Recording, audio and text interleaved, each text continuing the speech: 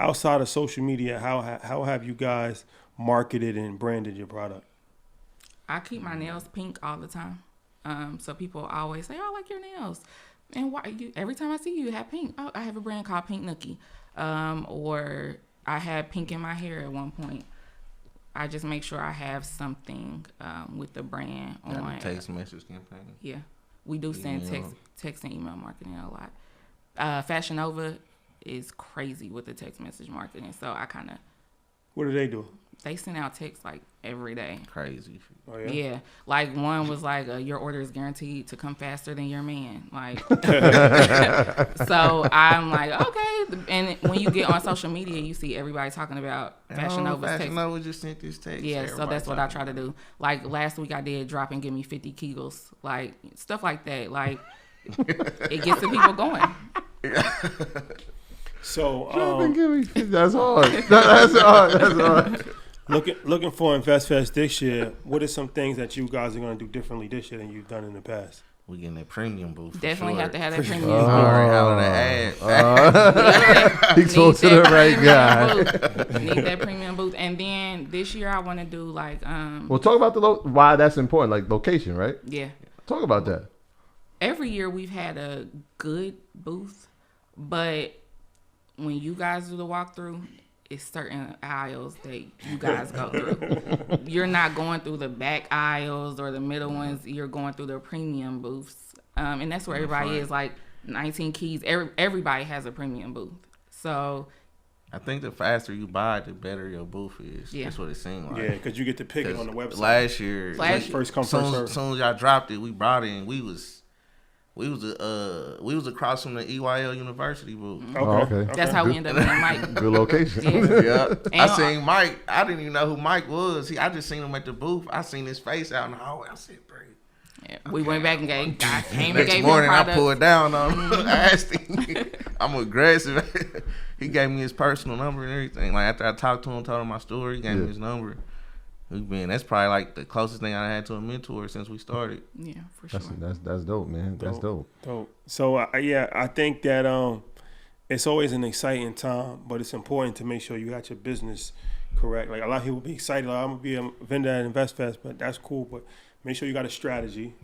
Make sure you got the logo correct. Make sure you got enough inventory, because especially this year at Vendor Marketplace, we haven't announced it yet, but we got some pretty dope vendors that are going to do activation. So it's going to be that Vendor Marketplace is always a vibe, but this year I think it's going to be even more of a vibe. Make sure you have business cards. Make sure you got the right shoes. If you don't hustle like us, we pulling 12-hour shifts 3 days in a row. That's what I tell people. You got to be comfortable. 12-hour shift 3 days in a row. And get there early. Yeah. Get there early. I know, I feel like the past couple of years, I've always met y'all in the morning. In the morning. It'd be like 9 o'clock. I'm doing laps to see what's going on. Got to deal with a crowd of people gathering around. I ain't even got my fit on yet. Yeah, they don't. And people, it's not enough people to run to you yet. Yeah. So and I feel like when you are there earlier, everybody is kind of more relaxed. When the crowds of people start coming, then you obviously naturally have to be more. You know what's crazy is that when we brought Robert Smith through last year.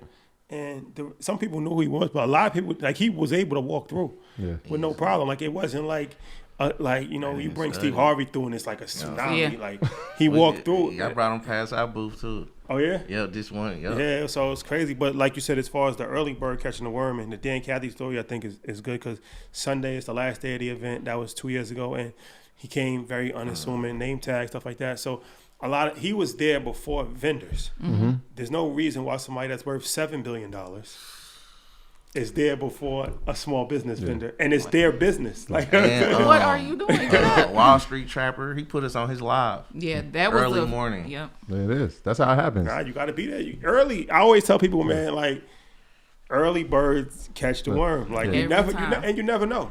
Yeah, you literally never know. And that's the thing. Like, I'm replaying the story in my head. I'm like, you saw him. He was actually lost. Yeah. He was just trying to find the back. Yeah. He didn't know where to go. He didn't know where to go. We like, oh, they're over there. Just go. Yeah. But we made sure to talk to him first. That's a fact. I'm going to get you where you need to go. From that moment, I walked with him, showed him around, and then I was able to introduce him to Don Peoples, who he had never met. Mm. And so now you got these billionaire tycoons in respective spaces are now meeting for the first time. So to witness that was crazy. But it started with y'all trying to figure out, oh, there he is. Go there. Go over there.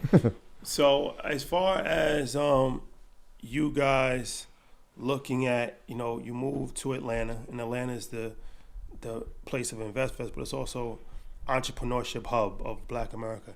How has your experience been in Atlanta as far as meeting people, networking? Like how has your experience been in Atlanta as entrepreneurs that's moving from out of town?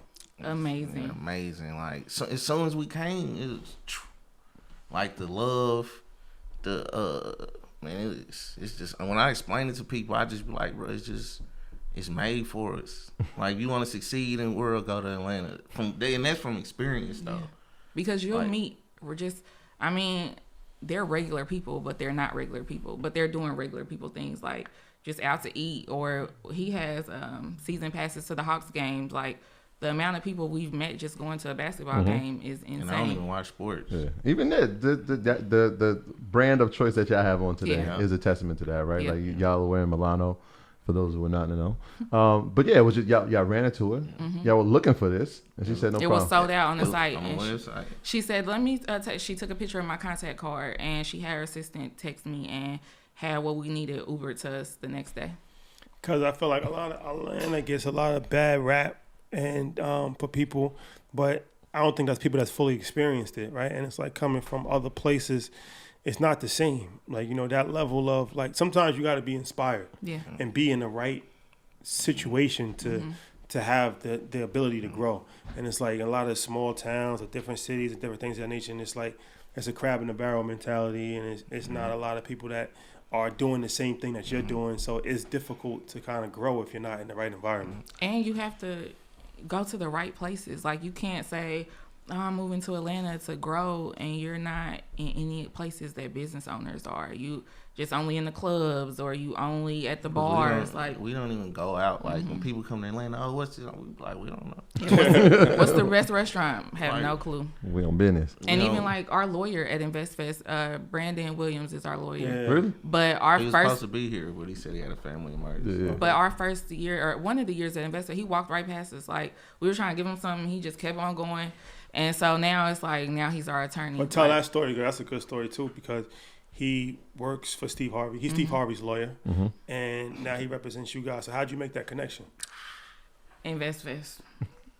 There you have it. InvestFest, like that's all I can say is like, and he is like, people always say, oh, he's somebody. Like he is He's very respected. Yes. Down for on sure. earth. Yeah, and when he took us our first time meeting him, he took us to the Four Seasons and for breakfast, and we were like, what do we wear and what do we do? And he was just so like cool. Like he was just is regular. Yeah. That's Like the I love morning Brandon. office. Yeah. We saw him there a while ago. Yeah. So- And they know him by name there. They're like, yeah, but Mr. Williams comes all the time. A lot of people are fearful of moving out of their environment.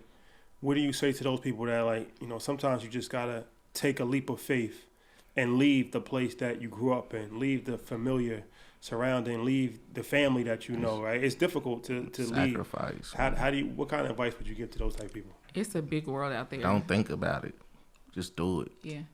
And people get so caught up in friends and family supporting them. Like, it's a big world out there. It's way more people. And you will turn a stranger into a customer before you turn a family member or a friend into a customer. So my biggest thing was just knowing, like, I already dominated in my city, but I want so much more.